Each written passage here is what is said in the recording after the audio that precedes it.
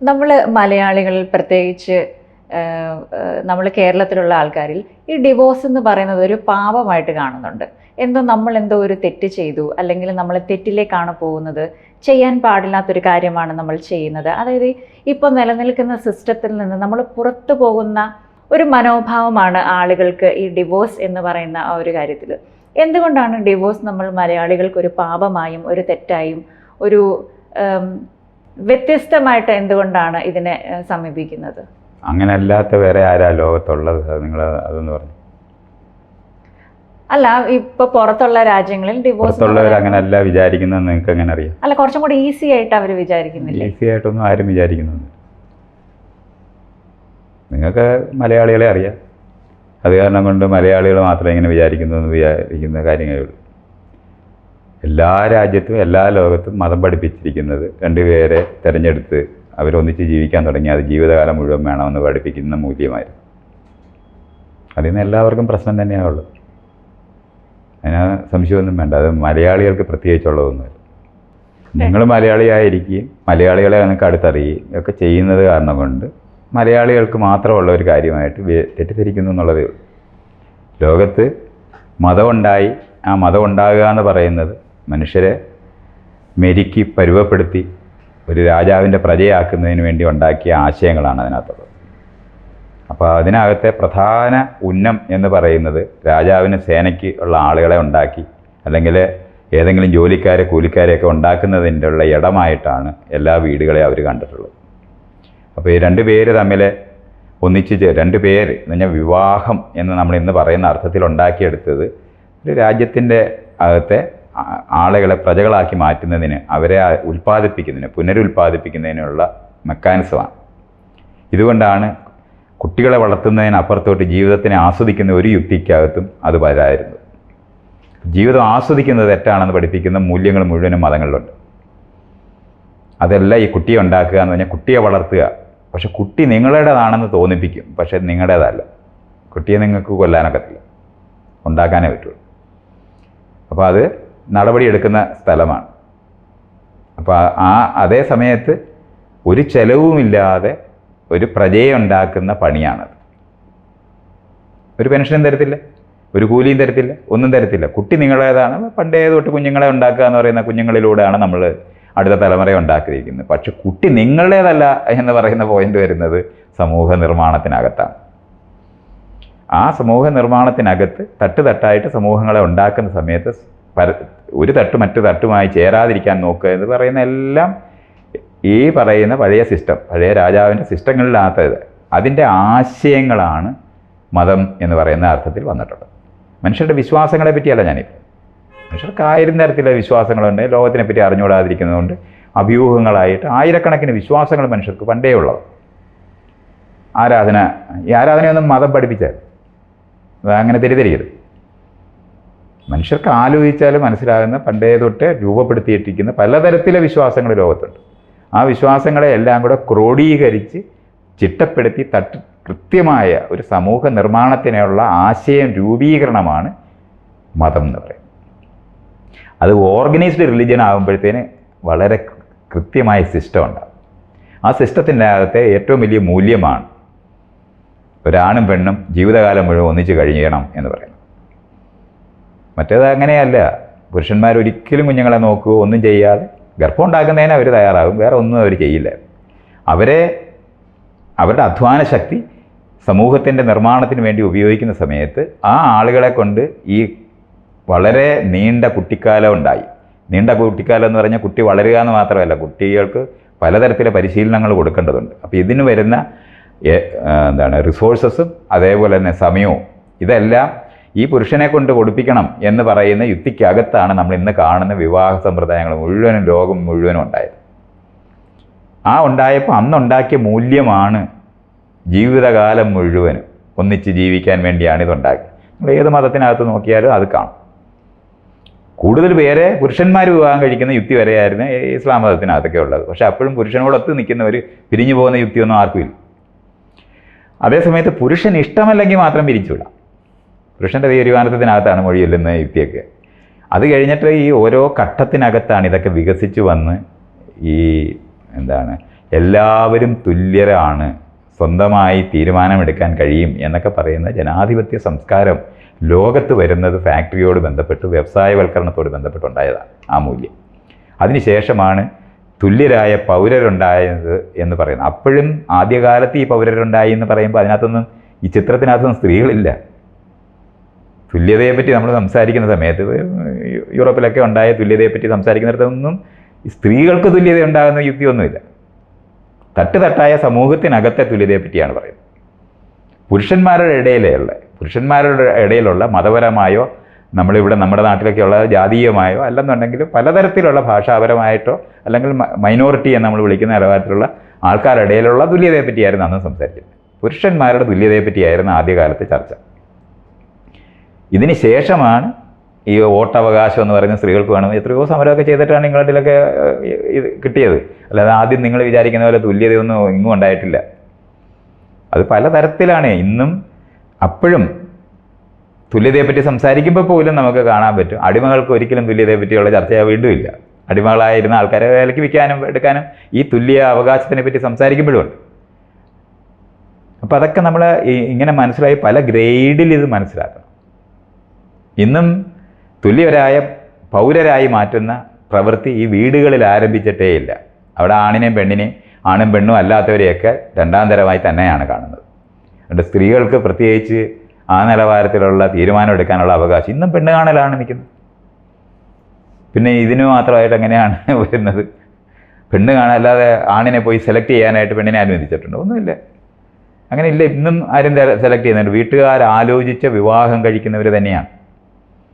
തെരഞ്ഞെടുപ്പ് എന്ന് പറയുന്നത് ഇലക്ഷൻ വോട്ട് കൊടുക്കുന്നതിന് അപ്പുറത്തോട്ട് ഇണകളെ തിരഞ്ഞെടുക്കുന്നിടത്തെങ്കിലും നമ്മൾ എത്തിയിട്ടേ ഇല്ല. അത്തരത്തിലുള്ള ഒരു സംവിധാനവുമില്ല. അതുകൊണ്ട് പഴയ മൂല്യബോധമാണ് ഈ വീടുകളിൽ മുഴുവൻ നിൽക്കുന്നത്. അതുകൊണ്ട് വിവാഹമോചനം എന്ന് പറഞ്ഞാൽ തെറ്റാണ് എന്ന് അറിയുന്നവർ തന്നെ എല്ലാവരും. അതുകൊണ്ടൊരു എന്താ പറയണ്ടേ, ഇങ്ങനെ ഞങ്ങൾക്കൊരു തെറ്റുപറ്റി പിരിയാതിരിക്കാൻ എനിക്ക് കഴിയില്ല എന്ന് എല്ലാവരെയും ബോധ്യപ്പെടുത്തണം. കോടതിയിലൊക്കെ എന്തുമാത്രം ന്യായം പറയണം. ഈ വക്കീലന്മാർ പറഞ്ഞു തരുന്ന സകല കള്ളത്തിലും നമ്മൾ പറയണ്ടേ? നമ്മുടെ അപ്പുറത്തിരിക്കുന്ന ആളിനുമായിട്ട് നമുക്ക് ചേർന്ന് പോകാൻ കഴിയുന്നില്ല എന്ന് പറയുന്നതിന് പരമാവധി അവർ മോശക്കാരാണെന്ന് പറയാൻ ബാധ്യത വന്നിട്ടുണ്ട്. വക്കീലന്മാർ എന്തെല്ലാം കള്ളത്തരം പറഞ്ഞു തരും, അത് മുഴുവന് ഈ ആളിനെതിരെയായിട്ട് പറയേണ്ടി വരും. ഇത് മുഴുവനും ഈ വിവാഹമോചനം കിട്ടാൻ വേണ്ടിയാണ് ഈ കള്ളം മുഴുവൻ പറയാൻ ബാധ്യത വരുന്നത്.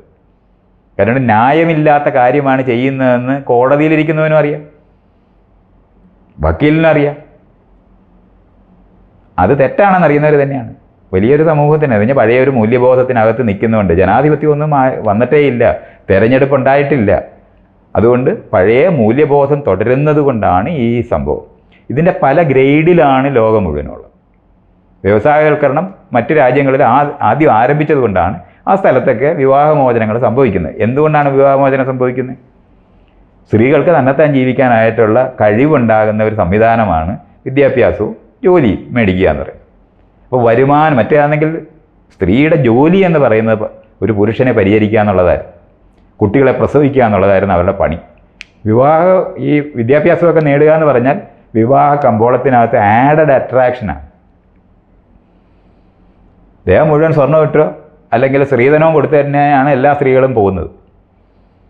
അവരുടെ സ്വന്തമായി അവർക്കൊരു വിലയുണ്ടെന്ന് ഒരാളും അംഗീകരിച്ചിട്ടില്ല. അങ്ങനത്തെ ഒരു മൂല്യവും ഇല്ല. അതുകൊണ്ട് ഇത്രയും സ്വർണ്ണമൊക്കെ ഇട്ട് ഈ പറയുന്ന സകല സംവിധാനത്തിനകത്തൂടെ പോയുന്നവരാണുള്ളത്. അപ്പോൾ അവരിൽ നിന്ന് പിരിഞ്ഞ്, അപ്പോൾ തിരിച്ച് വീട്ടിലേക്ക് വരാതിരിക്കാനായിട്ടുള്ള എല്ലാ ഇൻഷുറൻസും ഉണ്ടാക്കുമായിരുന്നു. ഇപ്പോഴാണ് തിരിച്ചു വരുന്നത്. ഞാൻ 2 മക്കളൊക്കെ ഉണ്ടായ സമയത്താണ് അമ്മയ്ക്കും അച്ഛനും വേറെ ആളുകളില്ല എന്നറിയുന്ന കാരണം കൊണ്ട് ആരെങ്കിലും വന്നാൽ നല്ലതാണെന്ന് അറിയുന്നതുകൊണ്ടാണ് ഇന്നൊരു പെൺകുട്ടി തിരിച്ചു വരുമ്പം അത്ര വഴക്കിടാതെ നിൽക്കുന്നത്. വളരെ തെറ്റാണെന്നുള്ള കാര്യം എല്ലാവർക്കും അറിയാം, അതിന് സംശയമൊന്നും വേണ്ട. അല്ല, നമ്മുടെ തെരഞ്ഞെടുപ്പ് തെറ്റിപ്പോയെന്നും ഒരു അമ്മയും അച്ഛനുമല്ല ഇണകളെ കണ്ടെത്തേണ്ടതെന്നും ആധുനിക പൗരബോധമുള്ള മനുഷ്യർ സ്വയം തിരഞ്ഞെടുക്കേണ്ടതാണെന്ന് അറിയുന്ന ആരുമില്ല. 2 പേര് ചേർന്ന് ഒരു കുഞ്ഞിനെ വളർത്തുന്ന സമയത്ത് നിരന്തരം കടിപിടി കൂടി വഴക്കിട്ട് നിൽക്കുന്ന ആൾക്കാരായിട്ട് തുടരുന്നത് കൊണ്ട് ആ കുഞ്ഞുങ്ങൾക്ക് ഒരു പ്രയോജനമില്ല എന്ന് തിരിച്ചറിയുമ്പോൾ പിരിയുന്നത് തന്നെയാണ് ശരി. പക്ഷെ ആ ശരിബോധം ഇതുവരെ വന്നിട്ടില്ല. അതുകൊണ്ടാണ് പുതിയ തെരഞ്ഞെടുപ്പ് എന്ന് പറയുന്നതും തെറ്റാണെന്ന് വിചാരിക്കുന്നത്. അപ്പോൾ എല്ലാ തെരഞ്ഞെടുപ്പിനെയും നിഷേധിക്കുന്ന വീടിനകത്തു നിന്നാണ് നമ്മളെല്ലാം ഉണ്ടായിട്ടുള്ളത്. ഇത് കേരളത്തിൻ്റെ പ്രശ്നമൊന്നുമല്ല, എല്ലാ സ്ഥലത്തും ഇങ്ങനെയാണ്. അതിൻ്റെ ഗ്രേഡിന് മാത്രമേ വ്യത്യാസമുള്ളൂ. ലോകത്ത് എവിടെയും ഡൈവേഴ്സ് മോശമാണെന്ന് തന്നെ വിചാരിക്കുന്നവരെ, അല്ലാതെ അന്യരാജ്യങ്ങളിലൊക്കെ അത് ശരിയാണെന്നൊന്നും വിചാരിച്ചിട്ടൊന്നുമില്ല, ഇപ്പോഴും വിചാരിച്ചിട്ടില്ല. അല്ല, അന്യരാജ്യത്ത് ഞാൻ ശരിയാന്നല്ല പറഞ്ഞത്, അവർ കുറച്ചും കൂടെ എന്തുകൊണ്ടാണ് അത് ഇത്രയേ ഉള്ളെന്ന് നേരത്തെ തുടങ്ങിയവരുടെ കഥ മാത്രമേ ഉള്ളൂ. അല്ലാതെ അവിടെ എല്ലാം ഇങ്ങനെ തന്നെയാണ് പെരുമാറുന്നത്. ഇതേ വീട്ടുകാർ ഇതേ സ്വന്തമായി തിരഞ്ഞെടുക്കുന്നിടത്ത് വരെ അവരെത്തിയിട്ടുണ്ട്. അപ്പോഴും ഡൈവേഴ്സ് ചെയ്യുന്നത് തെറ്റാണെന്ന് ബോധ്യമുള്ളവർ തന്നെ. ഈ എന്താണ് പിരിയുന്നവർക്ക് പോലും ആ ബോധ്യമുണ്ട്, തെറ്റാണെന്ന ബോധ്യമുണ്ട്. അങ്ങനെ തന്നെയാണ്. എളുപ്പമൊന്നുമല്ല. നമ്മൾ ഒന്നിച്ച് ജീവിക്കാനായിട്ട് തീരുമാനിച്ച് പോയവരാണ്, പ്രണയിക്കുന്നവരാണ്. ഇതെല്ലാമായിരിക്കുന്നതാണ് പ്രണയമൊക്കെ കൊഴിഞ്ഞു പോവുകയും ജീവിതം നയിച്ചുകൊണ്ട് പോകുന്നതിന്, ഈ കുഞ്ഞുങ്ങളെ വളർത്തുന്നതിന് നമുക്ക് ഉത്തരവാദിത്വം ഉണ്ടെന്ന് അറിയുന്നുണ്ട്. കുഞ്ഞുങ്ങളുടെ ഉത്തരവാദിത്വം എന്ന് പറയുന്നത് ഈ അമ്മയുടെയും അച്ഛൻ്റെയും മാത്രമാണെന്ന് തോന്നിപ്പിക്കാൻ ഇപ്പോഴും ഈ നമ്മൾ പറയുന്ന ജനകീയ സർക്കാരുകൾക്ക് കഴിയുന്നുണ്ട്. അല്ലാതെ സത്യത്തിൽ കുട്ടികളെ വളർത്തുന്നത് അമ്മയും അച്ഛനും കൊണ്ട് മാത്രമായിട്ട് വളർത്താനേ കഴിയില്ല, ആധുനിക കുട്ടികളെ. കാരണം അവർക്ക് വിദ്യാഭ്യാസം കൊടുക്കണം.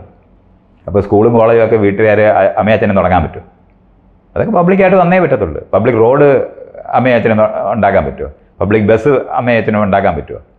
അപ്പോൾ നമുക്ക് തന്നെ കാണാൻ പറ്റും, നമ്മൾ വളർത്തുന്ന കുട്ടികളെ യഥാർത്ഥത്തിൽ ഇന്ന് നമ്മൾ സമൂഹം എന്ന് വിളിക്കുന്ന, അല്ലെന്നുണ്ടെങ്കിൽ സർക്കാർ എന്ന് വിളിക്കുന്ന സംവിധാനത്തിനകത്താണ് ഈ ചെയ്യപ്പെടുന്നത്.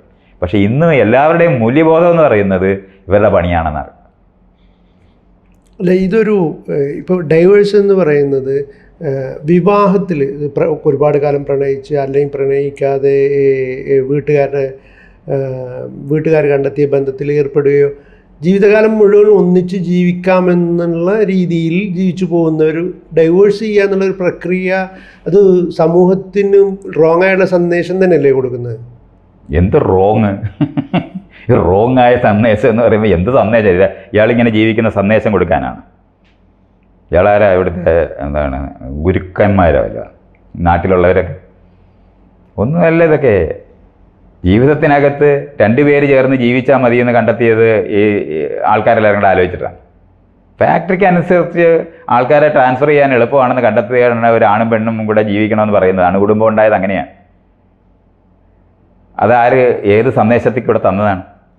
അല്ല, പൊതുവേ അപ്പോൾ ഈ കൃഷി കുടുംബത്തിനകത്ത് 10-15 പേര് ചേർന്നിട്ടാണല്ലോ കൊച്ചിനെ വളർത്തിക്കൊണ്ടിരുന്നത്. അവർ 2 പേര് ചേർന്ന് കൊച്ചിനെ വളർത്തിയെന്ന് കണ്ടെത്തിയത് ഏത് സന്ദേശമാണ്? അങ്ങനെയൊന്നും ഇല്ലല്ലോ. ഇതൊക്കെ ഇങ്ങനെ മനസ്സിലാക്കേണ്ടതുണ്ട്. ഇങ്ങനെ ആരെങ്കിലുമൊക്കെ ചെയ്യുന്നതുകൊണ്ടൊന്നുമല്ല. ആളുകളെ ഉപയോഗിച്ച് മറ്റുള്ളവരെ കീഴടക്കി അവരെ ഭരിച്ച് അവരിൽ നിന്ന് അധ്വാനം ചോർത്തിയെടുത്ത് ഉണ്ടാക്കിയ സമൂഹങ്ങളാണ് ലോകം മുഴുവൻ ഉണ്ടായിട്ടുള്ളത്.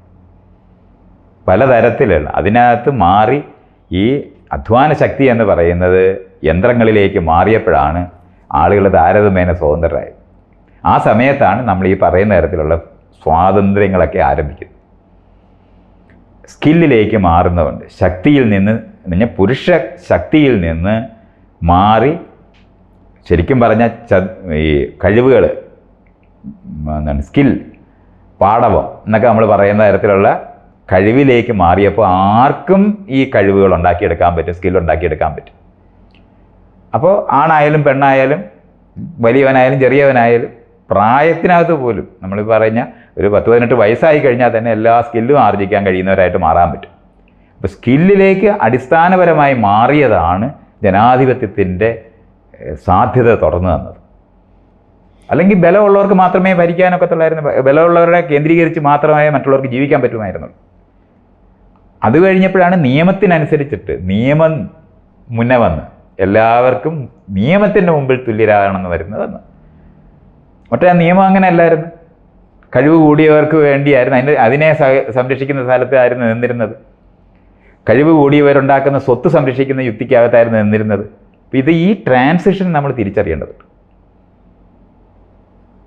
ഒരു ബസ് ഓടിക്കാനും കാർ ഓടിക്കാനും പ്ലെയിനിൽ പോകാനും ഒക്കെ സ്ത്രീകൾക്ക് കഴിയും. അതിന് പുരുഷനെ ആശ്രയിക്കേണ്ടി വരത്തില്ല എന്ന് വന്നപ്പോൾ സ്കില്ലിലേക്ക് ജീവിതം മാറിയതാണ് നമ്മൾ ഈ പറയുന്ന പുതിയ മൂല്യം രൂപപ്പെടാൻ കാരണം. അപ്പോൾ പഴയ മൂല്യം വീടുകളിനകത്ത് ഇന്നും പഠിപ്പിച്ചുകൊണ്ടിരിക്കുന്നത് ഭർത്താവിനെ അനുസരിക്കണം, അച്ഛനെ അനുസരിക്കണം എന്ന് പറയുന്ന അനുസരണയുടേതായ യുക്തികൾ തന്നെയാണ് നിൽക്കുന്നത്. അവിടെ ഇതുവരെ ഈ സാധനം തൊട്ടിട്ടില്ല. ഇത് സ്കൂളിനകത്താണ് പഠിപ്പിക്കേണ്ടത്. അത് ഈ വീട്ടിൽ നിന്ന് പോകുന്ന അമ്മയും അച്ഛനും തന്നെയാണ് അധ്യാപകരായിട്ടിരിക്കുന്നത്.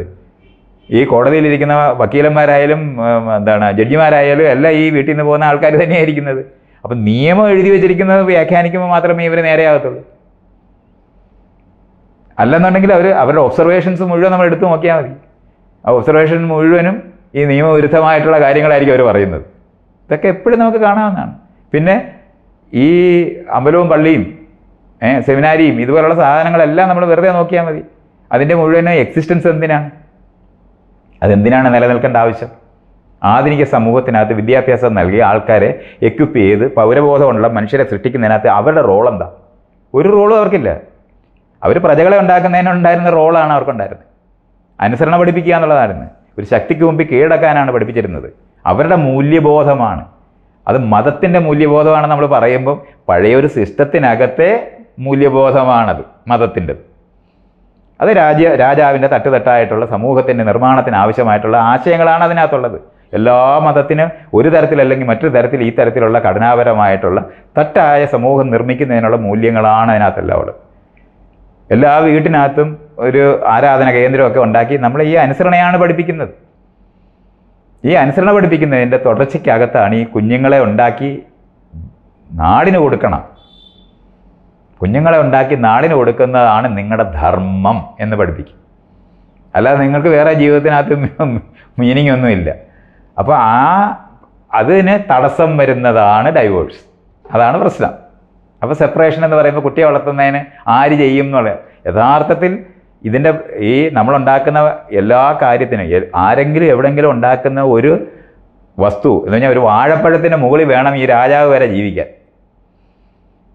അപ്പോൾ ഇവിടെ ഇതിന് തടസ്സം ഉണ്ടാകുന്ന ഒന്നും സംഭവിച്ചുകൂടാന്നാണ് അവർ നോക്കുന്നത്. അപ്പോൾ വീടുകളിനകത്ത് പഞ്ചപുച്ഛമടക്കി നിന്ന് ഭർത്താവിനെ സേവിക്കുന്ന ആളും ഭർത്താവിൻ്റെ പണി എന്താണ്? നാട്ടിലെ അധികാരികളെ സേവിക്കുക എന്ന് പറയുന്ന പണി. ഇത്രയാണ് ഉള്ളത്. ഇതിങ്ങനെ റീപ്ലേസ് ചെയ്ത് 10,000 വർഷമായിട്ട് നമ്മളെ കൊണ്ട് പഠിപ്പിച്ചുകൊണ്ടിരുന്ന മൂല്യബോധമാണ്. ഈ മൂല്യബോധം ലോകത്ത് നിലനിൽക്കുന്നത് കൊണ്ടാണ് നമ്മൾ ചെയ്യുന്നത് തെറ്റാണെന്ന് ബോധ്യത്തോടെ വരുന്നത്. നിങ്ങൾ ചെയ്യുന്ന പ്രവൃത്തിയെ പരിശോധിച്ചറിയാൻ മുകളിൽ ഒരാളെ ഇരുത്തിയിട്ടുമുണ്ട്. അവിടെ ഇരുന്ന് കണക്കെഴുതും. അപ്പം നമ്മുടെ ഡെസിഗ്നേറ്റഡ് വർക്ക് ഇപ്പോൾ ഇന്ത്യയിലൊക്കെ ആകുമ്പോഴത്തെ ജാതീയമായ കൃത്യമായ നിങ്ങൾ എവിടെയാണോ ജനിച്ചത് അതിൻ്റെ മൂല്യം ചെയ്യുന്നതാണ് പരമാവധി. ഭഗവത്ഗീതയൊക്കെ പഠിപ്പിക്കുന്നത് അങ്ങനെയാണ്. അവനവൻ്റെ ധർമ്മം എന്ന് പറഞ്ഞ് പഠിപ്പിക്കുമ്പോൾ അതിപ്പോൾ ഇവന്മാർ വ്യാഖ്യാനിച്ച് വ്യക്തിഗതമാണെന്നുള്ളത് വരെ എത്തിക്കും. പക്ഷേ അത് വളരെ സിസ്റ്റമായിട്ട് നിന്നിരുന്നതാണ്. ശൂദ്രനായിട്ട് ജനിച്ചാൽ അവൻ്റെ ധർമ്മം എന്താണ്? വൈശ്യനായി ജനിച്ചാൽ അവൻ്റെ ധർമ്മം എന്താണ്? ക്ഷത്രിയനായി ജനിച്ചാൽ അവൻ്റെ ധർമ്മം എന്താണ്? ബ്രാഹ്മണനായി ജനിച്ചാൽ ഈ ജന്മം ഇത് മാറ്റാനൊക്കത്തില്ല. അത് മരിച്ചിട്ട് പുതിയ ജന്മം എടുത്തിട്ട് വേണം ഇതൊക്കെ ആകാൻ. അപ്പം നിങ്ങൾക്ക് ഹോപ്പുണ്ട്. അത് മരിച്ചതിന് ശേഷമുള്ള ഹോപ്പേ ഉള്ളൂ. പടിഞ്ഞാറൻ നാട്ടുകാർക്ക് ജന്മം അറിഞ്ഞുകൂടാത്ത കാരണം കൊണ്ട് അവിടെ പാവമായിരുന്നു ഉണ്ടായിരുന്നത്. യേശുക്രിസ്തുവിൻ്റെയൊക്കെ സ്ഥലത്ത് എല്ലാവരും ഭാവികളായിട്ടേ ജനിക്കുകയുള്ളൂ. അപ്പോൾ ഈ പാപം മാറ്റണമെന്നുണ്ടെങ്കിൽ ഇതേ പണിയെടുക്കണം. അപ്പോൾ അങ്ങനെ കൃത്യമായിട്ട് നിയന്ത്രിച്ചിരുന്ന ഒരു സിസ്റ്റത്തിനകത്തെ മൂല്യബോധമാണ് നിങ്ങൾ ഈ പറയുന്നത്. അതിന് വീടുകളിനകത്തു നിന്ന് കിട്ടുന്നതും മതപരമായി നമുക്ക് കിട്ടുന്നതും ഈ പഴയ മൂല്യബോധമാണ്. ചെയ്യുന്നത് തെറ്റാണെന്നുള്ള ബോധ്യം. അതിനകത്ത് വളർന്നിട്ട് ഈ ആധുനിക ജനാധിപത്യ മൂല്യബോധം ഉണ്ടാക്കി തുല്യരായ പൗരരായി മാറുമ്പോൾ സ്വയം തിരഞ്ഞെടുപ്പുള്ളവരായിട്ട് പരസ്പരം തിരഞ്ഞെടുക്കുന്നവരായിട്ട് 2 പേരുള്ള ഒരു വീടാണ് ഇന്നുള്ളത്. അപ്പോൾ കൂട്ടായ തീരുമാനം എല്ലാ കാര്യത്തിൽ വരണം. മറ്റേത് അനുസരണ പഠിപ്പിച്ചാൽ മതി. ഗൃഹനാഥൻ അല്ലെങ്കിൽ ഭർത്താവ് പറയുന്നത് അനുസരിക്കുകയാണ് ഭാര്യയുടെ ധർമ്മം. ഇതായിരുന്നു പഠിപ്പിക്കുന്നത്. അപ്പോൾ 2 പേരുണ്ടെന്ന് പഠിപ്പിക്കുന്ന സമയം തൊട്ട് വ്യത്യാസം ഉണ്ടാകും. അപ്പോൾ കൂട്ടായ തീരുമാനം എടുക്കാനായിട്ട് പരസ്പരം നെഗോഷിയേറ്റ് ചെയ്യേണ്ടി വരും. അത് കഴിയാതെ വരുമ്പോൾ പിരിയേണ്ടി വരും. അപ്പോൾ പിരിയുന്നത് ആധുനികമായ ജനാധിപത്യ മൂല്യങ്ങൾ സംരക്ഷിക്കപ്പെടുന്നതിന് വേണ്ടിയാണ് പിരിയുന്നതെന്ന് അറിയേണ്ടത്. ചെയ്യുന്നത് തെറ്റല്ലെന്ന് അറിയേണ്ടതുണ്ട്. ഇണകളെ തിരഞ്ഞെടുക്കുന്നത് ശരിയാണെന്ന് ബോധ്യം ഉണ്ടാകുന്നുണ്ട്. ഇപ്പോൾ ഈ ഒരു ആണും പെണ്ണിനെയും പ്രണയിച്ചു കഴിഞ്ഞാൽ ഉടനെ അമ്മയും അച്ഛനും കൂടെ പിടിച്ച് കോടതി കൊണ്ടുപോകും. അപ്പോൾ അവിടെ കോടതി നിയമം നോക്കിയിട്ട് പറയും എത്ര വയസ്സായി? 18 വയസ്സായി. നിങ്ങൾ ആരുടെ കൂടെ പോകുന്നു? അയാളുടെ കൂടെ പോകുന്നു. കഴിഞ്ഞ്. അപ്പോൾ ഇവിടെ അതുവരെ തെറ്റുകാരായിട്ട് എല്ലാവരും വിചാരിച്ചുകൊണ്ടിരിക്കുകയാണ്. എനിക്കൊരു തെറ്റ് പറ്റിയെന്നാണ് സംസാരിച്ച് തുടങ്ങുന്ന ആൾക്കാർ. അതേസമയത്ത് തെരഞ്ഞെടുപ്പ് മുമ്പോട്ട് പോകുന്ന സമയത്ത് ഒന്നിച്ച് ജീവിക്കാൻ കഴിയാതാകുമ്പോൾ പിരിയുന്നതും ശരിയാണ്. അത് 5 വർഷം കഴിഞ്ഞ് ജനപ്രതിനിധികളെ തിരിച്ച് വിളിച്ച് വീണ്ടും സോഷ്യൽ ഓഡിറ്റിംഗ് നടത്തി പുതിയ ഇലക്ഷന് ചെയ്യുന്നത് പോലെ തന്നെ തിരിച്ചറിയണം. ഒന്നിച്ച് ജീവിക്കുകയാണെന്നുണ്ടെങ്കിൽ ഒരു കുഴപ്പമില്ല. അവർക്ക് രണ്ടുപേരും പരാതി ഇല്ലാത്തടത്തോളം എത്ര നാൾ വേണമെങ്കിലും അവർക്ക് ജീവിതകാലം മുഴുവൻ അവർ ഒന്നിച്ച് ജീവിക്കുന്നതിന് ആരാണ്ട് വഴക്കുണ്ടോ? ആർക്കും എതിരൊന്നുമില്ല. അത് അവരുടെ തിരഞ്ഞെടുപ്പാണെന്ന് അറിയണ്ട. അപ്പോൾ തിരഞ്ഞെടുത്ത ആൾക്കാർക്ക് തുടരുന്നതിനൊരു കുഴപ്പമില്ല. പക്ഷേ അക്കൗണ്ടബിലിറ്റി ഉണ്ടാകേണ്ടത്. അങ്ങനെയാണ് അത് മനസ്സിലാക്കേണ്ടത്. അപ്പോൾ അങ്ങനെ മനസ്സിലാക്കുന്ന സമയത്ത് ഈ മൂല്യബോധം മാറും. അപ്പോൾ നമ്മൾ പിരിയുന്നത് വഴക്കിട്ടോ തല്ലിക്കൊന്നോ കെട്ടിത്തൂക്കിയോ അല്ലെന്നുണ്ടെങ്കിൽ ഈ കോടതിയിലെ ഇടനിലയ്ക്ക് ആളെ നിർത്തേണ്ട ഒന്നും ആവശ്യം വരുത്തേയില്ല. പരസ്പര ബോധത്തോടെ ചെയ്യുകയാണെന്നുണ്ടെങ്കിൽ മ്യൂച്വലായിട്ട് ഡൈവേഴ്സ് കൊടുക്കാൻ പറ്റും. ആപ്ലിക്കേഷൻ കൊടുത്താൽ അപ്പം തന്നെ മൂന്നോ അവർ ആ ടൈം പോലും വെച്ചിരിക്കുന്നത് ഇവർ വീണ്ടും ആലോചിക്കാനാണ്. വളരെ എളുപ്പം അത് മനസ്സിലാകുന്ന കാര്യമാണ്. ഒരു ജോലിക്കകത്ത് നമ്മൾ ജോലി ചെയ്തുകൊണ്ടിരിക്കുന്ന സമയത്ത് ജീവിതകാലം മുഴുവൻ ആ ജോലി ചെയ്ത് പെൻഷൻ മേടിക്കുന്ന യുക്തിയായിരുന്നു പണ്ടുണ്ടായിരുന്നത്. ഇന്നങ്ങനല്ല. ഇതെല്ലാം മാറിയിട്ടുണ്ട്. ജീവിതത്തിൻ്റെ സിസ്റ്റമേ മാറിയിട്ടുണ്ട്. ഈ സിസ്റ്റം മാറുന്നതനുസരിച്ച് പുത്തൻ മൂല്യബോധമാണ് ഉണ്ടാകേണ്ടത്, മൂല്യമില്ലായ്മയല്ലത്. പുതിയ മൂല്യബോധം എന്ന് പറയുന്നത് പരസ്പര സമ്മതത്തോടെ ഇഷ്ടത്തോടെ ഒന്നിച്ച് കഴിയുന്നതാണ് മൂല്യം. എങ്ങനെങ്കിലും കഴിയുന്നവരല്ല, കുട്ടികളുള്ളത് കൊണ്ട് കഴിയുന്നവരല്ല. ഒരു കുട്ടി ഉണ്ടായിപ്പോയി, എൻ്റെ അടുത്തൊക്കെ എത്ര ആൾക്കാർ പറയുന്നത് ഒരു കുട്ടി ഉണ്ടായിപ്പോയി അതുകൊണ്ട് ഞാനങ്ങ് കഴിയുവാണെന്ന് പറയുന്നത്. ഈ പറച്ചിൽ പറയേണ്ട ആവശ്യമേ ഇല്ല. കാരണം ഈ കുട്ടിയെ വളർത്തുന്ന ഇവർ രണ്ടുപേരും മാത്രമല്ല. അത് വലിയ സിസ്റ്റത്തിനകത്താണ് ഇന്ന് കുഞ്ഞുങ്ങൾ വളരുന്നത്. നമ്മളെല്ലാം രൂപപ്പെടുന്നത് വലിയൊരു സിസ്റ്റത്തിനകത്താണ്. അതുകൊണ്ട് നമ്മുടെ മൂല്യബോധം എന്ന് പറയുന്നത് ഒന്നിച്ച് ജീവിക്കുമ്പോൾ ഗുണപരമായി നമ്മുടെ ജീവിതത്തിന് സ്വാതന്ത്ര്യവും സന്തോഷവും ഉണ്ടാകുന്നതാണെങ്കിൽ ഒന്നിച്ച് ജീവിക്കുന്നതാണ് ശരി. അതല്ലെന്നുണ്ടെങ്കിൽ പിരിയുന്നതാണ് ശരി. ഈ മൂല്യബോധം നമുക്ക് വരാതിരിക്കുന്നത് കൊണ്ടാണ് നിങ്ങളുടെ ചോദ്യം ഉണ്ടായത്. അപ്പം നമ്മൾ തുല്യതയെക്കുറിച്ചും തെരഞ്ഞെടുപ്പിനെക്കുറിച്ചും മാറുന്ന സിസ്റ്റത്തിനെ കുറിച്ചൊക്കെ സംസാരിച്ചു. പിന്നെ പണ്ടത്തെ കാലത്തേക്ക് ഈ കുട്ടികളുണ്ടാകാത്ത സ്ത്രീകളെ സമൂഹത്തിൽ നിന്ന് ഒറ്റപ്പെടുത്തുക, അങ്ങനെയുള്ള കുറേ കാര്യങ്ങളൊക്കെ നമ്മുടെ വർഷങ്ങൾക്ക് മുന്നേ നിലനിന്നിരുന്ന കാര്യങ്ങളാണ്. എന്നാൽ ഇപ്പോൾ ഇത്രയും വിദ്യാഭ്യാസവും ആധുനിക ചിന്താഗതിയും പുരോഗമനവും ഒക്കെ നമ്മൾ പഠിച്ചും അറിഞ്ഞും കേട്ടുമൊക്കെ വളരുന്ന ഈ ഒരു സാഹചര്യത്തിലും തുല്യത അനുസരിച്ചിട്ട് സ്ത്രീകൾക്കും തിരഞ്ഞെടുത്തത് വേണ്ടാന്ന് വെക്കാനുള്ള നിയമം നിലനിൽക്കെ ഇപ്പോൾ ഒരു പുരുഷൻ ഡിവോഴ്സിന് പോകുമ്പോൾ അത് റൈറ്റും, അല്ലെങ്കിൽ ഒരു സ്ത്രീ അതിന് മുൻകൈ എടുക്കുമ്പോൾ അത് പിന്നെയും റൈറ്റ് അല്ലാതാവുകയും ചെയ്യുന്നൊരു സാഹചര്യം ഇല്ലേ നമ്മുടെ ഇടയിൽ? ഒരു സ്ത്രീ നേരത്തെ ചോദിച്ച ചോദ്യം തന്നെയാണ് വീണ്ടും പറഞ്ഞുകൊണ്ടിരിക്കുന്നത്. ആദ്യം തുല്യത ഉണ്ടായ സമയത്ത് എല്ലാ പുരുഷന്മാർക്കും കൂടെ വോട്ട് കൊടുക്കുന്നില്ല, അവിടെ അടിമകൾക്ക് കൊടുത്തിട്ടില്ല എന്നുള്ളതും സ്ത്രീകൾക്ക് കിട്ടിയിട്ടില്ല എന്നുള്ള കാര്യം പറഞ്ഞതല്ലേ. അത് തുടരുന്ന ഒരു പ്രാകൃത സമൂഹത്തിനകത്ത് വീണ്ടും ഇവിടെ എന്ത് പുരോഗമനം വന്നെന്നാണ് നിങ്ങൾ പറയുന്നത്? നിങ്ങളിപ്പോഴും പെണ്ണ് കാണാനായിട്ട് നിൽക്കുന്ന ആളുകളല്ലേ ഈ നാട് മുഴുവനും. ആരാണ് ഇവിടെ ഇങ്ങനെ ഇണകളെ തിരഞ്ഞെടുക്കുന്നവരെന്ന് പറഞ്ഞാൽ പാർക്കിൽ പോയി രണ്ടുപേരും ഇരുന്ന് കാര്യം പറഞ്ഞ പോലീസ് വന്ന് പിടിക്കുന്ന നാടല്ലേ? നിങ്ങൾ എന്തോ ഈ സംഭവിച്ചെന്നേ പറയുന്നേ. വെറുതെ ഇല്ലാത്ത കാര്യം പറയരുത്, ഇല്ലാത്ത ലോകം ഉണ്ടായെന്ന് പറയരുത്. ഇന്നും തെറ്റായിട്ട് ഒരു ആണും പെണ്ണും തമ്മിൽ പ്രണയിച്ചു കഴിഞ്ഞാൽ ജാതി മതമൊക്കെ തെറ്റാണ്, രാഷ്ട്രീയം തെറ്റാണ്, തമിഴനെയാണ് പ്രണയിച്ചതെന്നൊക്കെ പറഞ്ഞ് വഴക്കുണ്ടാക്കിക്കൊണ്ട് പിടിച്ചോണ്ട് പോയി ആദ്യം പോലീസ് വന്ന് ഈ അമ്മയും അച്ഛനും പറയുന്നതായിട്ട് ഇവരെ പിടിച്ചോണ്ട് വരത്തില്ലേ? ഇതൊക്കെ ചെയ്തുകൊണ്ടിരിക്കുന്നൊരു സംഭവമില്ലേ? പിന്നെ എന്തോ അങ്ങനെ മാറിയെന്ന് പറയുന്നത്? അങ്ങനെയൊന്നും മാറിയിട്ടില്ലെന്നാണ് ഈ പറഞ്ഞത്. ഞാനത് തന്നെ ആദ്യം തൊട്ട് പറഞ്ഞത്. നമ്മളൊരു പ്രാകൃത സമൂഹമാണ്, നമ്മളങ്ങ് സമ്മതിക്കേണ്ടതുണ്ട്. അതിന് പകരം നമ്മളെന്തോ പുരോഗമന രാജ്യമായി മാറിയെന്ന് തെറ്റിദ്ധരിക്കാതിരുന്നാൽ മതി. നിങ്ങൾ ഏതെങ്കിലും പാർക്കിൽ ഒരു ആണിനും പെണ്ണിനും കൂടെ ഒന്നിച്ചിരിക്കാൻ പറ്റുമോ? സദാചാരം പോലീസ് പിടിക്കുന്ന നാടല്ലേ ഇത്? പോലീസുകാർ സദാചാരം പറയുന്നവരല്ലേ? ഇതൊക്കെ ഇരിക്കുന്ന സമൂഹത്തിനകത്ത് നമ്മളെന്തെന്ന് പറയുന്ന ആകെ നിയമം മാത്രമാണ് ഉള്ളത്. പ്രായപൂർത്തിയായവർക്ക് സ്വയം തിരഞ്ഞെടുക്കാമെന്ന്. അത് കോടതി എത്തിയതിന് ശേഷമാണ് സമ്മതം കിട്ടുന്നത്. അതുവരെ സമ്മതം കിട്ടുന്നില്ലെന്ന് മനസ്സിലാക്കണ്ടേ? എവിടെയാണ് ഇവർ തിരഞ്ഞെടുക്കാനായിട്ടിരിക്കാനൊക്കുന്നത്? അങ്ങനെ തിരഞ്ഞെടുക്കാനൊക്കുന്ന സമൂഹം ആയിട്ടില്ല. അതിന് പകരം ആ മൂല്യമൊക്കെ ഇവിടെ ഉണ്ട്, ഇവിടെ എല്ലാം പുരോഗമനം വന്ന് അതിന് ശേഷം പിന്നെന്താ ആൾക്കാർ ഇങ്ങനെ ആലോചിക്കുന്നത്? എന്തൊരു അസംബന്ധം പിടിച്ച ചോദ്യമാണ് അങ്ങനെ വരുമ്പോൾ. ഇത് മാറിയിട്ടില്ല എന്നാണ് ഞാൻ ഈ പറയുന്നത്. എവിടെയാണ് തിരഞ്ഞെടുപ്പ്? ക്ലാസ്സിനകത്ത് ആണിനെ പെണ്ണിനെ രണ്ടാക്കി വെച്ചിരിക്കുകയല്ലേ? പ്രേമലേഖനം പിടിക്കുന്ന അധ്യാപകരല്ലേ ഉള്ളത്? ആൺകുട്ടികളെ പെൺകുട്ടികളെ നടുവിലിരുത്തി ആക്ഷേപിക്കുന്ന സ്ഥലമല്ലേ ഉള്ളത്? പിന്നെ എവിടെയാണ് നിങ്ങൾ ഈ പറഞ്ഞ പുരോഗമനം ഉണ്ടായത്? ആകെപ്പാടെ കമ്മ്യൂണിസ്റ്റ് പാർട്ടിയൊക്കെ ഉണ്ടായ സമയത്ത് ഒരു 4 പേര് പ്രണയിച്ചാൽ അവരെ ആ പാർട്ടി ഓഫീസിൽ വെച്ച് കല്യാണം കഴിപ്പിക്കുമായിരുന്നു. അത് തന്നെ അവർ നിർത്തിയേ കളഞ്ഞു. വോട്ട് പോകുമെന്ന് മനസ്സിലായി. വോട്ട് പോകുമെന്ന് മനസ്സിലായിട്ട് അത്തരത്തിലുള്ള മുഴുവൻ നിഷേധിക്കുന്ന രാഷ്ട്രീയ പാർട്ടികളാണുള്ളത്.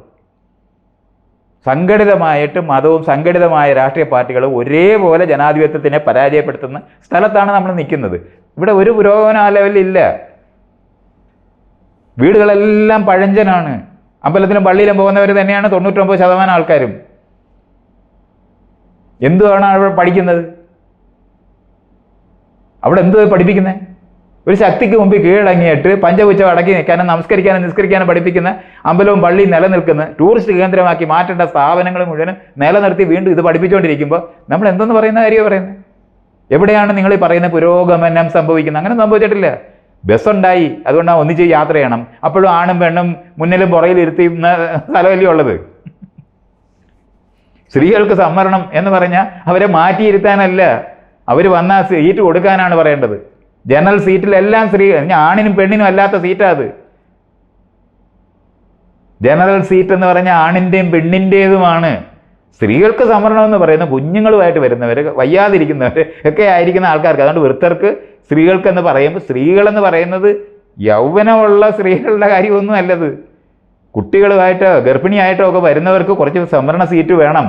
ബാക്കി ജനറൽ സീറ്റ് എന്ന് പറഞ്ഞാൽ ആണിൻ്റെയും പെണ്ണിൻ്റെയും അല്ല. ഇതൊക്കെ മനസ്സിലാക്കാതെ ആൾക്കാർ ഇങ്ങനെ സംസാരിക്കുമ്പോൾ ജനറൽ സീറ്റ് എന്ന് പറയുന്നിടത്ത് ആർക്കും ഇരിക്കാം. പുറകിലിരുന്ന ഉടനെ തന്നെ ഇവിടുത്തെ എന്താണ് കിളിയും കണ്ടക്ടറും കൂടെ ചേർന്നിട്ട് ഫ്രണ്ടിൽ പോയി പെണ്ണുങ്ങളുടെ സീറ്റ് ഇരിക്കാൻ പറയും. ഇങ്ങനെ സെപ്പറേഷൻ ഉണ്ടാക്കുന്ന സാധനമായിട്ടൊക്കെ നിൽക്കുന്ന സമൂഹമാണിത്. നിങ്ങൾ വിചാരിക്കുന്ന എന്ത് പുരോഗമനത്തിനെ പറ്റി സംസാരിക്കുന്നത്? പൊതുവെ നമ്മളെ സമൂഹത്തിലുള്ള ആളുകൾ അല്ലെങ്കിൽ നമ്മളെ ഇടയിലുള്ള ആളുകൾ സംസാരിക്കുന്ന രീതി സാമൂഹികമായ മാറ്റങ്ങൾ, ഇതുപോലെയുള്ള ഡൈവോഴ്സ് പോലെ അല്ലെങ്കിൽ സ്വതന്ത്രമായി ചിന്തിക്കുന്ന സ്ത്രീകൾ, വിദ്യാഭ്യാസം നേടിയ സ്ത്രീകൾ വരുന്ന സമയത്ത് അവർ ചിന്തിക്കുന്നത് സമൂഹം തെറ്റായ രീതിയിൽ മാറിക്കൊണ്ടിരിക്കുകയാണെന്നുള്ളതാണ്.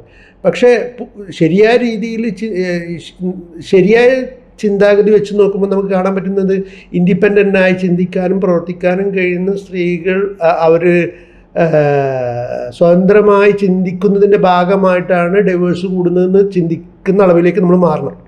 ഞാൻ ശരിയും തെറ്റും ഇയാളിപ്പോൾ തന്നെ ആ ചോദ്യത്തിന് അതൊരു 50 ശരിയും തെറ്റും പറഞ്ഞിട്ടുണ്ട്. ഈ ശരിയും തെറ്റും എന്ന് പറയുന്ന ഈ പഴഞ്ചൻ മൂല്യബോധത്തിനകത്തുള്ളതാണ് ഈ ശരിയും തെറ്റും. ഒരു സിസ്റ്റത്തിനനുസരിച്ച് എങ്ങനെ പെരുമാറണമെന്ന് പറയുന്നതാണ്, അല്ലാതെ ശരിയും തെറ്റും എന്ന് പറഞ്ഞാൽ ഇങ്ങനെ ഭയങ്കര ഭീകരമായ സംഭവമൊന്നും അല്ല. ഞാൻ പൊതുജനങ്ങളുടെ അത് തന്നെയാണ് ഞാൻ ഈ പറഞ്ഞ പൊതുജനം എന്ന് പറഞ്ഞ ഒരു കഴുത മാത്രമേ ഇവിടെ ഉള്ളൂ, അല്ല പൊതുജനം ഒന്നും ഇല്ല. ഇയാൾ പട്ടിണി കിടന്നാൽ തിരക്കുവോ? ഏതെങ്കിലും വീട്ടിനകത്ത് ആൾക്കാർ പട്ടിണി കിടന്നാൽ തിരക്കുവോ? എന്ത് പൊതുജനത്തിനെ പറ്റി ഞങ്ങൾ പറയുന്നത്? അതൊക്കെ ഇല്ലാത്ത കാര്യങ്ങൾ പറയാതെ. റോഡിലൊക്കെ ഇഷ്ടംപോലെ ആൾക്കാർ തെണ്ടിയിരിപ്പുണ്ട്. എന്താണ് ഈ പൊതുജനങ്ങൾ ഇടപെടാത്തതിനകത്ത്? എത്ര വയസ്സരാണ് റോഡിൻ്റെ സൈഡിൽ തെണ്ടിയിരിക്കുന്നത്? എത്ര കുട്ടികളാണ് ഈ റോഡിൽ നടക്കുന്നത്? എവിടെയാണ് നിങ്ങൾ ഈ പറയുന്ന പൊതുജനം ഉള്ളത്? മറ്റുള്ളവൻ്റെ മേക്കിട്ട് കയറുമ്പോൾ മാത്രമുള്ള പൊതുജനം മാത്രമേ ഉള്ളൂ, അല്ലാതെ ഒരു പൊതുജനവും ഇല്ല. അവനവൻ്റെ ഇഷ്ടം അനുസരിച്ച് കാര്യങ്ങൾ നടക്കത്തില്ലെങ്കിൽ മറ്റുള്ളവനെ ഉപദ്രവിക്കുന്ന അസൂയ മൂത്തിട്ട് പെരുമാറുന്ന മനുഷ്യരുടെ വികാരമല്ലാതെ വേറെ ഒരു പൊതുജന സാധനവും ഇല്ല. വെള്ളപ്പൊക്കം വരണം നമ്മളെ പൊതുജനത്തിനെ ചിലപ്പോൾ കാണണമെങ്കിൽ, അല്ലാതെ വിളങ്ങില്ല. അത് നിവൃത്തി കെട്ട് ഞാൻ വേറൊരു വഴിയില്ലാത്ത കാരണം കൊണ്ട് അങ്ങോട്ടും ഇങ്ങോട്ടും പരസ്പരം ആശ്രയിക്കുന്ന സമയത്താണ് ധീരയോദ്ധാക്കളൊക്കെ ഉണ്ടാകുന്നത്. അല്ലാത്ത സമയത്തൊന്നും ഒരാളുടെ കാര്യത്തിനകത്ത് ഇടപെടത്തില്ല. അതുകൊണ്ട് അങ്ങനത്തെ പൊതുജനമൊന്നും ഇല്ല. അതിനെയാണ് സിസ്റ്റം എന്ന് മനസ്സിലാക്കിയാൽ മതി. നമ്മൾ ഈ ആധുനിക ജനാധിപത്യ ബോധത്തിനകത്ത് ഉണ്ടാകുന്ന സിസ്റ്റത്തിനനുസരിച്ച് ചെയ്യുന്നതിനെയാണ് നമ്മൾ ശരിയെന്ന് പറയേണ്ടത്, അല്ല ശരിയായ കാര്യമൊന്നും പറഞ്ഞിട്ടല്ല പറയേണ്ടത്. അത് സിസ്റ്റം മാറുന്ന അനുസരിച്ച് വീണ്ടും പുതിയ കാര്യങ്ങൾ വരും. ഇപ്പോൾ നമ്മുടെ നാട്ടിനകത്ത് വണ്ടി ഇടതുവശത്തോടെ ഓടിക്കണം എന്ന് പറയുന്നത് ഇവിടെ ഉണ്ടാക്കിയ സിസ്റ്റം കൊണ്ടാണ് ഇടതുവശത്തോടെ ഓടിക്കുന്നത് ശരിയാകുന്നത്, അല്ലാതെ അത് അവസാനത്തെ ശരിയൊന്നും അല്ലത്. മറ്റു രാജ്യങ്ങളിലെ വലതുവശത്തോടെ ഓടിക്കുന്നതാണ് ശരി. ഈ ശരിയെന്നും തെറ്റുമെന്ന് പറയുന്നത് ഈ പണ്ട് കാലത്ത് ഈ മതബോധത്തിനകത്തൂടെ പഠിപ്പിക്കുന്ന തരത്തിലല്ല അത് മനസ്സിലാക്കേണ്ടത്. ഈ സിസ്റ്റത്തിനനുസരിച്ച് ഇവിടെ വേണ്ട എന്ന അർത്ഥം മാത്രമേ ഉള്ളൂ. ഇപ്പം നമുക്ക് വേറൊരു കാര്യം കാണാൻ പറ്റും. ഈ വിദ്യാഭ്യാസം കൂടുന്നതിനനുസരിച്ച് ആളുകൾ വിശ്വാസികളുടെ എണ്ണം കൂടുന്നതായിട്ട്. ഇയാൾ ഈ വേണ്ടാത്ത ഇതിനാൽ ഒരു പ്രയോജനമില്ല. വിദ്യാഭ്യാസം ഉണ്ടായിട്ടേ ഇല്ലാത്ത ഒരു സമൂഹത്തിലിരുന്നുകൊണ്ട് വിദ്യാഭ്യാസം കൂടിയെന്ന് പറയാതെ, വിദ്യാഭ്യാസം ആരംഭിച്ചിട്ടില്ല. ജനാധിപത്യ സംസ്കാരം ഉണ്ടാക്കുന്നതിനെയാണ് വിദ്യാഭ്യാസം എന്ന് പറയുന്നത്. അത് ആരംഭിച്ചിട്ടില്ല. ഇവിടെ ആളുകൾക്ക് തൊഴിൽ കൊടുക്കുന്നതിന് അവരെ കൂലിക്കാരും ശമ്പളക്കാരും ഉണ്ടാക്കുന്ന അല്ല ഒരു വിദ്യാഭ്യാസവും ഉണ്ടായിട്ടില്ല. അതുകൊണ്ട് വെറുതെ വിദ്യാഭ്യാസം വന്നിട്ട് അവരെ വിശ്വാസികളായെന്ന് പറയാതെ, വിശ്വാസം വിട്ടിട്ടേ ഇല്ലാത്തവരാണ് അവരെല്ലാവരും. പിന്നെ അതിന് കൂടി വരികയല്ല ചെയ്യുന്നത്. കാര്യം കൊണ്ട് ഇവന് റൈറ്റ് ഉണ്ട് എന്ന് വിചാരിക്കുന്ന കാരണം കൊണ്ട് അവനവൻ്റെ അവകാശം ഉണ്ടെന്ന് വിചാരിക്കുന്നത് കൊണ്ടുള്ള ബഹളം മാത്രമാണ്. അല്ല വിദ്യാഭ്യാസം വന്നിട്ടില്ല. അത് വീണ്ടും ചോദിക്കരുത്. അങ്ങനെ ഒരുത്തൻ എഞ്ചിനീയർ ആയെന്ന് വിചാരിച്ചാൽ എന്നെ കൊണ്ട് അവന് ജീവിതത്തിനെ പറ്റി ഒരു അവബോധം ഉണ്ടാകത്തില്ല. ഒരു ഡോക്ടർ ആയാൽ ജീവിതത്തിനെ പറ്റി ഒരു അവബോധം ഉണ്ടാകത്തില്ല. തൊഴിൽ മാത്രമാണ് പഠിപ്പിക്കുന്നത്. ജോലി ചെയ്യാൻ കൂലിക്കാരെ, ശമ്പളക്കാരെ, ഉദ്യോഗസ്ഥരെ ഇതുണ്ടാക്കുന്നതിന് വിദ്യാഭ്യാസം ഒന്ന് തെറ്റിദ്ധരിക്കാതെ. ഇതുകൊണ്ടാണ് ഈ പൂജ നടത്തിയിട്ട് റോക്കറ്റ് വിടുന്നത്. അവൻ്റെ ജീവിതകാലത്ത് റോക്കറ്റിനെ പറ്റി പഠിച്ചിട്ടില്ല, ലോകത്തിനെ പറ്റി ആലോചിച്ചിട്ടില്ല. കാണാ പഠിച്ച് ഉണ്ടാക്കുന്ന അറിവ് മാത്രമാണുള്ളത്. ആ അറിവ് മാത്രം വെച്ചുകൊണ്ട് ഒരാൾ ലോകത്തിനെ പറ്റി മനസ്സിലാക്കാൻ പറ്റില്ല. അതുകൊണ്ട് വിദ്യാഭ്യാസം നേടിയ വിവരക്കെട്ടവർ അല്ല ഉള്ളത്, വിദ്യാഭ്യാസം നേടിയിട്ടേ ഇല്ലാത്ത വിവരക്കെട്ടവരേ ഉള്ളൂ. അല്ല, ഞാൻ ചോദിക്കാൻ വന്നത് ഈ പറയുന്ന അക്കാഡമിക്കൽ നോളജ് വെച്ച് ജോബ് ആർജിക്കാൻ ജനത വളരുന്നതിനനുസരിച്ച് അവന് ഇൻഡിപെൻഡൻ്റായി സ്വതന്ത്രമായി ചിന്തിക്കാൻ കഴിയും എന്നുള്ള ബോധത്തിൽ നിന്നായിരിക്കുമോ ഈ വീട്ടുകാർ ഈ അടിമബോധത്തിലേക്ക് തിരിച്ചു കൊണ്ടുവരാൻ, വിശ്വാസത്തിലേക്ക് ഈ ആളുകളെ വീണ്ടും വീണ്ടും ഓർമ്മപ്പെടുത്തുന്നത്? അതുകൊണ്ടൊന്നും അല്ല, അവർക്ക് വേറൊരു വിവരവും ഇല്ല. അധ്യാപകരായിരിക്കുന്നവരോ അല്ലെന്നുണ്ടെങ്കിൽ വീട്ടുകാരായിരിക്കുന്നവർക്കോ എന്ത് വിദ്യാഭ്യാസമാണ് വിദ്യാഭ്യാസത്തിനെ പറ്റി അവരുടെ അറിവ്? അനുസരണ പഠിപ്പിച്ചുകൊണ്ടിരിക്കുന്ന വീടുകളും അനുസരണ പഠിപ്പിച്ചുകൊണ്ടിരിക്കുന്ന സ്കൂളുകളാണുള്ളത്. ഇത് ഞാനൊരു പലതവണ ഈ വിഷയങ്ങൾ പറയുന്നുണ്ട്. ഇവിടെ കൊളോണിയലായിട്ടുള്ള ആൾക്കാർ ആരംഭിച്ചതാണ്. അവർ നമ്മളെ വിദ്യാസമ്പന്നരാക്കാൻ വേണ്ടി ഒരു സ്കൂളും ആരംഭിച്ചില്ല. തൊഴിൽ കൊടുക്കാൻ, ബ്രിട്ടീഷുകാർക്ക് പകരം ഇന്ത്യക്കാരെ ഭരിക്കാൻ, ഇന്ത്യക്കാരെ സൃഷ്ടിക്കുക എന്ന് പറയുന്ന ഒറ്റ ഉദ്ദേശത്തോടെ ആരംഭിച്ച സ്കൂളുകളേ ഉള്ളൂ. അത് ഇവിടുത്തെ മിഷണറികളാണ് ഇവർക്ക് വേണ്ടി ഈ തൊഴിലാളികളെ ഉണ്ടാക്കാൻ ഈ സ്കൂളുകൾ ആരംഭിച്ചത്. അത് കണ്ടിട്ടാണ് എല്ലാ ജാതി മത സമ്പ്രദായങ്ങളും അവരുടെ ഗ്രൂപ്പിന് വേണ്ടിയാണ് സ്കൂളും കോളേജും ആരംഭിച്ചത്. അല്ലാതെ ജനാധിപത്യ സംസ്കാരം പഠിപ്പിക്കാനായിട്ട് ഒരു സ്കൂളും കോളേജും ഉണ്ടായിട്ടില്ല ഇതുവരെ. രാഷ്ട്രീയം വേണ്ടെന്ന്, രാഷ്ട്രീയം തെറ്റാണെന്ന് പഠിപ്പിക്കുന്നതാണ് സ്കൂളിനകത്ത്. രാഷ്ട്രീയം വേണ്ടെന്ന് പഠിക്കാൻ വന്നവരാണ് നിങ്ങൾ, രാഷ്ട്രീയം കളിക്കാൻ വന്നവരല്ലെന്നൊക്കെ ഇന്നും പറഞ്ഞുകൊണ്ടിരിക്കുന്ന സ്കൂളുകളല്ലേ ഇത്. 18ാമത്തെ വയസ്സിൽ വോട്ടും കൊടുക്കണം. അതെങ്ങനെ പറ്റും? എങ്ങനെ പഠിക്കും? എങ്ങനെ ചെയ്യും? ആണും പെണ്ണും തമ്മിൽ ഒരിക്കലും അറിയരുതെന്ന് പറയുന്നവർ ഒരു ദിവസം 18ാമത്തെ വയസ്സിൽ കല്യാണം കഴിപ്പിച്ച് കൊടുക്കുന്ന അതേ പണി തന്നെയാണ് ഈ വോട്ട് ചെയ്യാൻ ആവശ്യപ്പെടുന്നത്. രണ്ടും ഒരുപോലെ അസംബന്ധമല്ലേ? ആളുകളെ പ്രിപ്പയർ ചെയ്യണ്ടേ?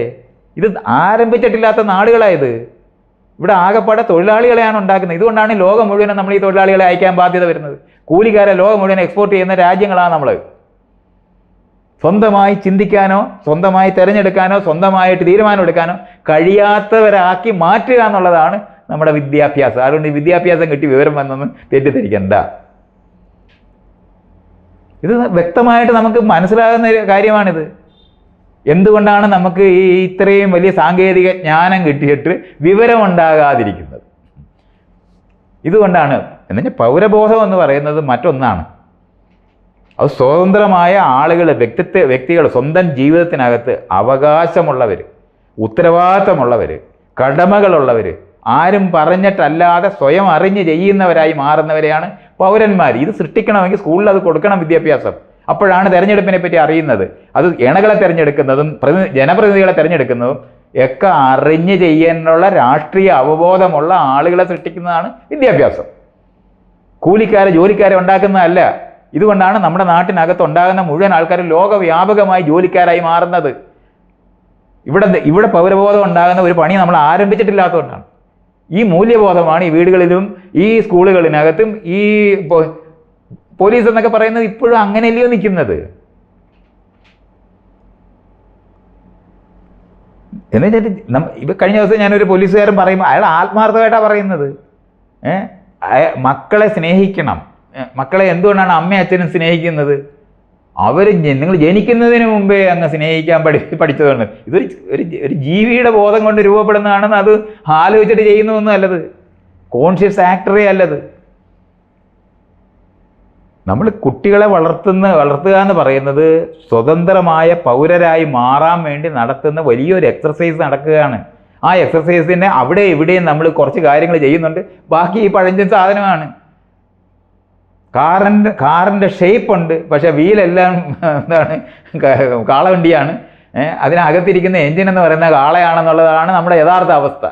കണ്ട കാറാണെന്ന് തോന്നും. ചില കാറുകളൊക്കെ ഉണ്ട്, കാളവണ്ടി പുറകിലെ എല്ലാ സീറ്റും എല്ലാം ഉണ്ടാവും. മുൻവശത്തെ കാളയാണ് കെട്ടിയിരിക്കുന്നത്. ഇതുപോലാണ് നമ്മുടെ ജനാധിപത്യം നിൽക്കുന്നത്, നമ്മുടെ പൗരബോധം നിൽക്കുന്നത്. ഇതുകൊണ്ടാണ് ഇത് വർക്ക് ചെയ്യാത്തത്. എത്ര നമ്മൾ ചെയ്യിക്കുമ്പോഴും ഈ വീടുകളിനകത്തും ഈ സ്കൂളുകളിനകത്തും ഇത്തരത്തിലുള്ള പൗരബോധ നിർമ്മാണം നടക്കാതിരിക്കുന്ന ആകെ ഉണ്ടാകാവുന്നത് കുറച്ച് പ്രതിഷേധിക്കാൻ പഠിപ്പിച്ചിരിക്കുന്ന സ്ഥലങ്ങളിൽ സമരം ചെയ്യുന്നിടത്താണ് ഒരു രാഷ്ട്രീയ അവബോധം ഉണ്ടാകുന്നത്. പക്ഷേ രാഷ്ട്രീയ പാർട്ടിയിലോട്ട് പോയാലോ? 19-ാം നൂറ്റാണ്ടിലുണ്ടായ രാഷ്ട്രീയ പാർട്ടിയുടെ ബോധത്തിലാണ് രാജാവിനെതിരെ സമരം നടത്തിയ ആൾക്കാരാണ് ഈ നിൽക്കുന്ന മുഴുവനും. അതുപോലത്തെ ആശയങ്ങൾ അതിനകത്ത് നിൽക്കുന്നത്. ഒരു ജനാധിപത്യത്തിൻ്റെ തരുമ്പുമില്ലാത്ത രാഷ്ട്രീയ പാർട്ടികളാണ്. എവിടെ നിന്ന് പോയി ഇത് പഠിക്കും? സ്കൂളിലില്ല, വീട്ടിലില്ല, ജോലി ചെയ്യുന്ന സ്ഥാപനങ്ങളിലില്ല, രാഷ്ട്രീയ പാർട്ടികളിലില്ല, കോടതിയിലില്ല, പോലീസിലില്ല, പട്ടാളത്തിലില്ല. പിന്നെ എവിടെയാണ് ഈ ജനാധിപത്യം പ്രാക്ടീസ് ചെയ്യുന്നത്? നമ്മളൊന്ന് ആലോചിച്ചേ, ജനാധിപത്യ പൗരനായിരിക്കുന്ന ആൾക്കാർ എവിടെ ഇത് പ്രാക്ടീസ് ചെയ്യും? ഈ സംഭവം നടന്നിട്ടേ ഇല്ല. ആ നടക്കാതിരിക്കുന്നത് കൊണ്ടാണ് ഈ വന്നിരിക്കുന്ന സ്കൂളുകളിനകത്ത് ജോലിക്കാരെ ഉണ്ടാക്കുന്നത്, ശമ്പളക്കാരെ ഉണ്ടാക്കിയ സ്കൂളുകളല്ലാതെ പൗരബോധ നിർമ്മാണം നടക്കുന്ന സ്കൂളുകൾ ആരംഭിക്കാതിരിക്കുന്നത് കൊണ്ടാണ് നമുക്കിത് ട്രാൻസിഷൻ നടക്കാതിരിക്കുന്നത്.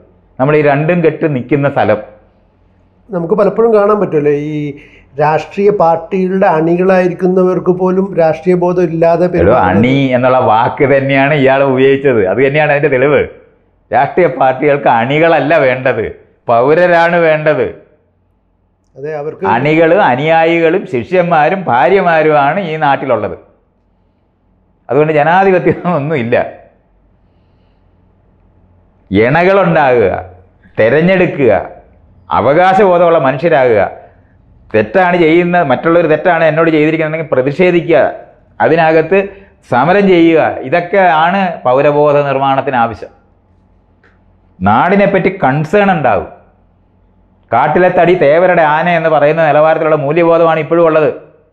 കൈക്കൂലി മേടിക്കുക, സ്വന്തം ജീവിതം തകർത്തും മറ്റുള്ളവരുടെ ജീവിതവും തകർത്ത് ഒരു കാര്യവും ചൊവ്വേ നേരെ ചെയ്യാതെ, ഉത്തരവാദിത്തത്തോടെ ഒരു പ്രവൃത്തി ചെയ്യാതെ പണിയെടുക്കുക, ഒരു പണിയുമില്ലെന്ന് പറയുന്നതിൽ അഭിമാനിക്കുന്ന ജനതയാണ് നമ്മൾ. എനിക്ക് ഓഫീസിലൊന്നും ഒരു പണിയില്ലെന്നാണ്. പണിയെടുക്കുന്നതിനകത്ത് കൈക്കൂലി വാങ്ങി മാത്രം ചെയ്യുന്ന ജനതയാണ്. ഈ പണി എൻ്റെ സെൽഫ് റിയലൈസേഷൻ, നമ്മുടെ ഈ ഞാൻ ചെയ്യുന്ന അധ്വാനത്തിനകത്ത് അവനവനെ തിരിച്ചറിയുന്ന സ്ഥലം എന്ന് പറയുന്നത് നടന്നിട്ടേ ഇല്ല. വല്ലവർക്കും വേണ്ടി എടുക്കുന്ന പണിയാണെന്ന് അറിയുന്നവരെല്ലാവരും. അങ്ങനെ പണിക്കാർ മാത്രമേ ഇവിടെ ഉള്ളൂ, കൂലിക്കാർ മാത്രമേ ഇവിടെ ഉള്ളൂ. അപ്പം മുതലാളിയെ മുന്നിൽ അഭിനയിച്ച് അയാളുടെ കയ്യിലിരിക്കുന്ന കാശ് മേടിക്കുക അല്ലാതെ സ്വന്തം ജീവിതവുമായിട്ട് അതിനൊരു ബന്ധമില്ലെന്നറിയുന്നവർ തന്നെയാണ് എല്ലാ ജോലിക്കാരും. ഒരു ജീവിയുടെ ബോധമാണത്. ഏറ്റവും കുറച്ച് ഊർജം വ്യയം ചെയ്ത് മാക്സിമം സംഘടിപ്പിച്ച് എങ്ങനെ എടുക്കാൻ പറ്റുമെന്നുള്ള യുക്തി മാത്രമേ ഉള്ളൂ. മറ്റേതങ്ങനല്ല. അവനവൻ്റെ പണിയിൽ അവനവന് എക്സ്പ്രസ് ചെയ്യുന്നത് വഴി ആനന്ദം ഉണ്ടാകുകയും അവനവൻ്റെ പ്രവൃത്തിയിൽ അധ്വാനത്തിൽ സ്വയം തിരിച്ചറിയുകയും ചെയ്യുന്നവരായിട്ട് മാറും പൗരബോധം ഉണ്ടെങ്കിൽ. ഇതാണ് നടക്കാതിരിക്കുന്നത്, ഇതാണ് പഠിപ്പിക്കാതിരിക്കുന്നത്. നിങ്ങൾ കാണാൻ പഠിച്ചാൽ മതി, ഞങ്ങൾ പറയുന്നത് കേട്ടാൽ മതി എന്ന് പഠിപ്പിക്കുന്ന സ്കൂളാണ് ഉള്ളത്. അനുസരണ പഠിപ്പിക്കുന്ന വീടുകളും അനുസരണ പഠിപ്പിക്കുന്ന സ്കൂളുകളും അകത്തുനിന്ന് പള്ളിയിലും അമ്പലത്തിനകത്തും നിസ്കരിക്കാനും പഠിപ്പിക്കുന്ന വിനയം ഭയങ്കര സംഭവമാണെന്ന് പഠിപ്പിക്കുന്ന പരസ്പരം ഇഷ്ടപ്പെട്ട് സഹകരിക്കുന്നതിനെ പറ്റിയാണ് ഞാൻ കഴിഞ്ഞ ദിവസം നന്ദി വേണ്ട എന്ന് എവിടെയോ പറഞ്ഞത്. നന്ദിയല്ല വേണ്ടത്, പരസ്പരം ഇഷ്ടത്തോടെ സഹകരണമാണ് വേണ്ടത്. താൻ എനിക്ക് ചെയ്തു തരുന്ന പ്രവൃത്തി എനിക്ക് അർഹതപ്പെട്ടതാണെന്നുള്ള എൻ്റെ അറിവാണത്. ഞാൻ നിങ്ങൾക്ക് വേണ്ടി ചെയ്യുന്നത് നിങ്ങൾക്ക് അർഹതപ്പെട്ടതാണെന്നുള്ള അറിവാണ്. അല്ലാതെ ഉണ്ട ചോറിന് നന്ദി വേണമെന്ന് പറയുന്ന യുക്തി അല്ലത്. ചോറ് നിങ്ങളുടേതേ അല്ല, ഞങ്ങൾ തരുന്നതാണ്. അതിന് നിങ്ങൾക്ക് ഗ്രാറ്റിറ്റ്യൂഡ് വേണമെന്ന് പറയുന്ന നന്ദിയെപ്പറ്റി അല്ല നമ്മൾ സംസാരിക്കുന്നത്. സഹകരണത്തിൻ്റേതായിട്ടുള്ള പരസ്പരം തുല്യരായ മനുഷ്യർ പരസ്പരം എന്ന് പറയുന്ന വാക്ക് ഇതിൻ്റെ മുന്നേ വയ്ക്കണം നിങ്ങൾ ഈ പറയുന്ന എല്ലാ മൂല്യത്തിന് മുമ്പ്. അല്ലാതെ താഴോട്ട് പുച്ഛവും മേലോട്ട് ബഹുമാനവും ഒന്നും പഠിപ്പിക്കുന്ന ഒന്നുമല്ല നമ്മൾ ഈ പറയുന്നത്. വ്യത്യസ്തമായ പൗരര് വ്യത്യസ്തരാണ്. ഒരാളെപ്പോലെ ഒരാൾ ലോകത്തില്ല. മുട്ടുസൂചിക്ക് പകരമല്ല മനുഷ്യർ. ഒരു ജോലിക്കാരനെ അങ്ങ് പിരിച്ചു വിട്ട് വേറെ തന്നെ ഇങ്ങനെ എടുത്താൽ മതി എന്ന് പറയുന്ന യുക്തി അല്ലത്. അവസാനത്തെ ആളും പ്രധാനമാണ് എന്ന് പറയുന്നത്. ഇതുകൊണ്ടാണ് ഈ ഹാൻഡിക്യാപ്ഡ് എന്നൊക്കെ ഉള്ള വാക്കൊക്കെ നമ്മൾ ഉപേക്ഷിച്ചത്, ഡിഫറൻ്റ്ലി ഏബിൾ എന്ന് നമ്മൾ പറയുന്നവരായി മാറിയത്. അപ്പോൾ ഇങ്ങനെ മാറുന്ന ഈ മൂല്യങ്ങൾ എന്തുകൊണ്ട് മാറുന്നു? ഇത് ചുമ്മാതെ പേരുമാറ്റമല്ല, അതിനകത്തെ ഗുണപരതയെ പറ്റിയുള്ള നമ്മളെ പറ്റിയുള്ള തിരിച്ചറിവിൻ്റെ മാറ്റമാണ് ആ പറയുന്നത്.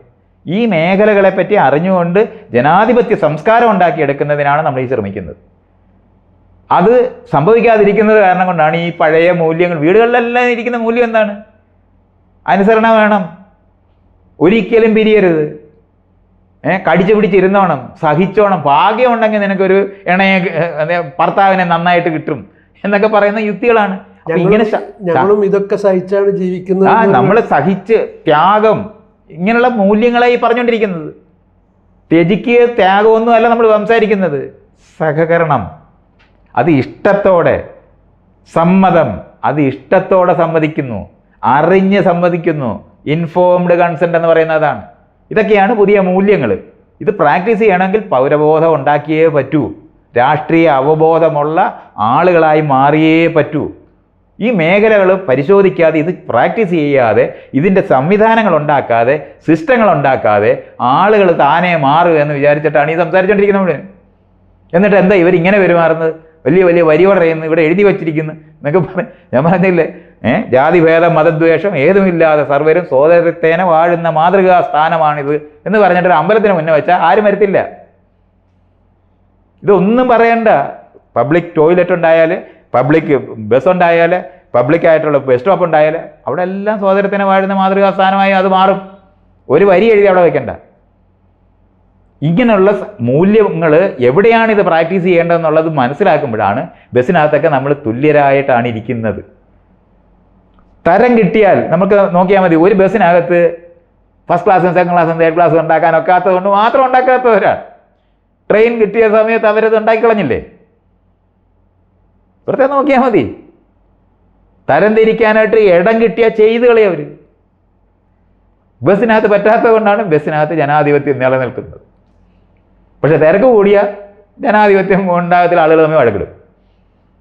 പക്ഷെ ബാക്കിയുള്ള അത്രത്തോളം സാധ്യതകൾ, അത്രയൊക്കെ സംഭവിച്ചിട്ടുള്ള ലോകത്ത് ഒരു ബസ്സിനകത്തെ ജനാധിപത്യം വരെയാണ് നമ്മൾ ഇതുവരെ എത്തിയിട്ടുള്ളത്. അതിനപ്പുറത്തോട്ട് എത്തിയിട്ടില്ല. ഇത്തരത്തിലുള്ള കോൺഷ്യസ് ആയിട്ട് അത് മനസ്സിലാക്കി എന്താണ് ഈ സംഭവിക്കുന്നത് എന്ന് തിരിച്ചറിഞ്ഞ് അതിനുള്ള സംവിധാനങ്ങൾ ലോകത്തിൽ ഉണ്ടാക്കേണ്ടതുണ്ട്. ഞാൻ ഈ വില്ലേജ് ഓഫീസ് തൊട്ട് കളക്ടർ വരെ ഗവർണർ വരെ ഉള്ളവരെ എടുത്തു കളഞ്ഞതിന് ഈ പഞ്ചായത്ത് വികസിപ്പിക്കണമെന്ന് പറയുന്ന ജനാധിപത്യപരമായി തെരഞ്ഞെടുത്ത ഉദ്യോഗസ്ഥർ, തെരഞ്ഞെടുപ്പില്ലാത്ത ഉദ്യോഗസ്ഥരാണ് നമ്മൾ ഭരിച്ചുകൊണ്ടിരിക്കുന്നത്. തെരഞ്ഞെടുത്ത ഉദ്യോഗസ്ഥർ ഉണ്ടാകണം. അതാണ് ജനാധിപത്യത്തിൻ്റെ ആവശ്യം. ഇത്തരത്തിലുള്ള മാറ്റങ്ങൾ വരാതെ നിങ്ങൾ ഈ ആദ്യം ചോദിച്ച ഈ വിവാഹത്തിൻ്റെ മൂല്യം പോലും മാറത്തില്ല.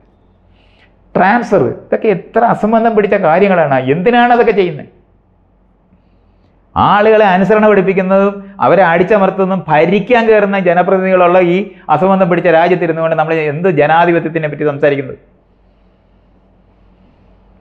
അതുകൊണ്ട് നിങ്ങൾ ഈ ചോദിക്കുന്ന ചോദ്യം യഥാർത്ഥത്തിൽ ഈ നാട്ടിൽ ആരംഭിച്ചിട്ടില്ലാത്ത കാര്യങ്ങളെ പറ്റിയാണെന്ന് അറിയുമെങ്കിലും വേണം. ചോദ്യം അപ്രസക്തമാണ്.